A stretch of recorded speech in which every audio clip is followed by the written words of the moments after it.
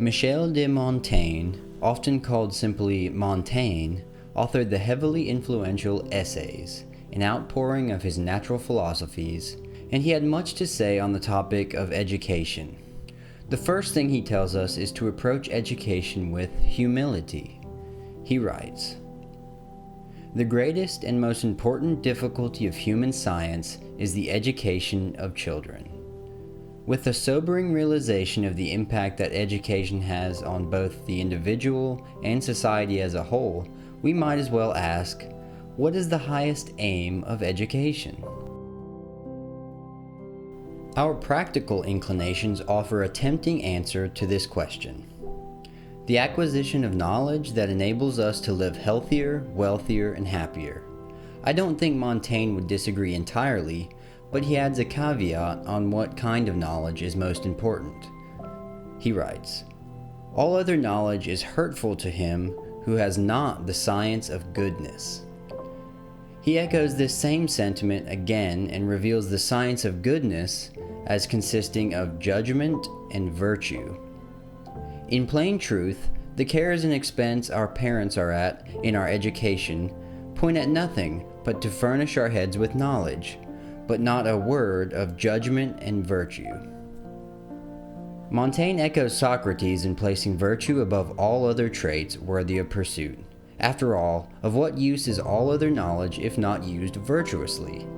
The stereotype of villains in superhero movies or fantasy novels portrays this point well, in that the greatest enemies of mankind exhibit powers of intellect, strength, or authority, but possess a warped sense of virtue. The good the villain has gained from their abilities is applied corruptly. Hence, our knowledge or abilities benefit evil if we lack virtue, as Montaigne explains. Knowledge is an excellent drug, but no drug has virtue enough to preserve itself from corruption and decay if the vessel be tainted and impure where it is put to keep. Judgment is also a necessary ingredient for an education in that it allows us to discern what to do with our knowledge. An education is like the casting of metal tools. If knowledge of the sciences and arts are the raw materials, and virtue is the mold into which those raw materials are formed correctly, judgment is the decision of which tool to make and when. When the materials, or knowledge, are cast correctly into the mold, or virtue, our judgment is the application of the fabricated tool to a problem. Good judgment will apply the tools to the right problem. Bad judgment will choose a sledgehammer where a small mallet will do. Our judgment guides when, where, and how our knowledge is applied to effect what is good. Today there is no true Renaissance man, or one who wields mastery over all the major branches of knowledge. No one is an expert in all fields as human knowledge has grown so vast. As no one can hope to gain expertise in all areas, it's silly that modern education attempts to create a populace of Renaissance men. The same applies to the duration of education. The trend of late appears to be the creation of schooling for ever younger children and for parents to enroll their kids in school as early as 2 and 3 years old. It is a healthy exercise in any aspect of one's life, particularly those affecting children, to examine a thing's real value. In the expansion of education to younger and younger children, is education instilled better than if the onset of formal education is delayed? Does natural education of play and parental teaching for our 2, 3, and 4-year-olds pale in comparison to the professional education? The same question might as well be repeated for all ages as well. Nonetheless, even if my question should fall flat, does this very early education, though it succeeds in producing a child with better knowledge and proficiency, instill better virtue and judgment? All this to say that the curricula aimed at the best education should strive for quality over quantity. As Montaigne writes, we should rather examine who is better learned than who is more learned. As a proponent of homeschooling, I couldn't overlook the sentiments Montaigne expressed when recalling how he learned Latin as a child.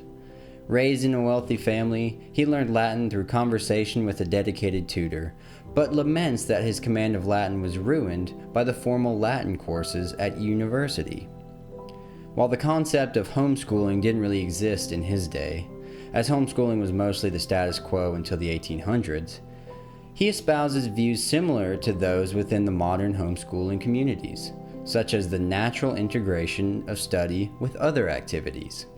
He writes, "'Tis not a soul, 'tis not a body that we are training up, but a man, and we ought not to divide him."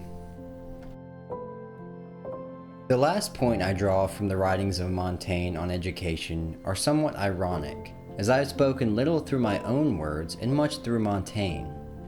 Many who pretend to be educated or wise often quote great figures to express views they adopt.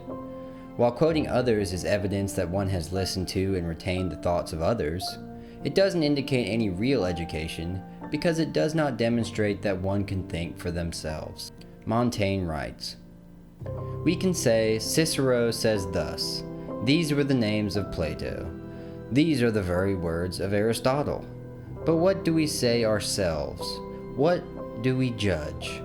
A parrot would say as much as that." The best education, while it may expose us to the thoughts of others such that we don't reinvent all human thought over and over again, trains us to convey ideas in our own language. The final stage of a classical education is the rhetoric stage, where a student's ideas, once digested, are expressed with force and originality. For example, the Lacedaemonians, or Spartans, were famous for their rhetorical skills, going so far as to punish boys who answered their teachers' questions too obtusely or with too many words. While quoting others aid us in participating in the great conversation, there's a fine line between expressing our ideas through quotes and subjugating our thoughts to the ideas of others. Nonetheless, we recognize that some past and contemporary thinkers have said things so well that improvement on them is unlikely without great effort.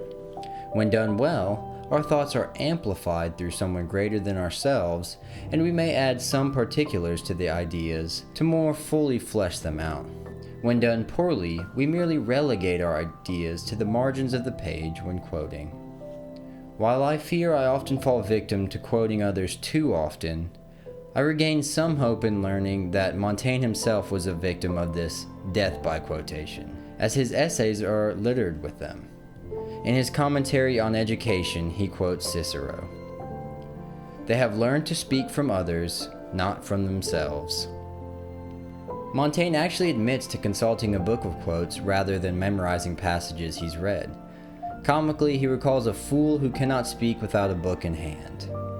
I know one who, when I question him what he knows, he presently calls for a book to show me, and dares not venture to tell me so much as that he has piles in his posteriors, till first he has consulted his dictionary, what piles and posteriors are.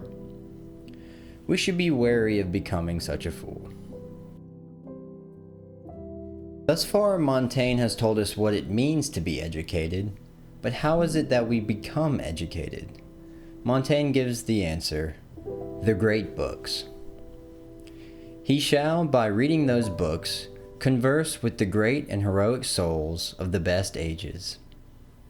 He qualifies this further, writing, "'Tis an idle and vain study to those who make it so by doing it after a negligent manner, but to those who do it with care and observation, 'tis a study of inestimable fruit and value, and the only study, as Plato reports, that the Lacedaemonians reserved to themselves." Nothing is worth doing if not done well. Reading the great books is not a passive mode of learning. Rather, the value of the education we gain by them is in our wrestling with the ideas and passing our own judgment upon them, thereby forming ourselves by the iron of the greats. We do not use books merely for their narrative value, which is the common way of teaching things now, training students to become mere sponges of fact instead of thinkers. When we read for understanding, we act upon the book, rather than the book acting upon us. By returning to a classical education, to reading the great books and conversing about the ideas that form the world, we may truly become educated. Thanks for watching this video. Please like, comment, and subscribe if you would like more. And also please check out our website at thinkingwest.com for more content like this. And as always, read on.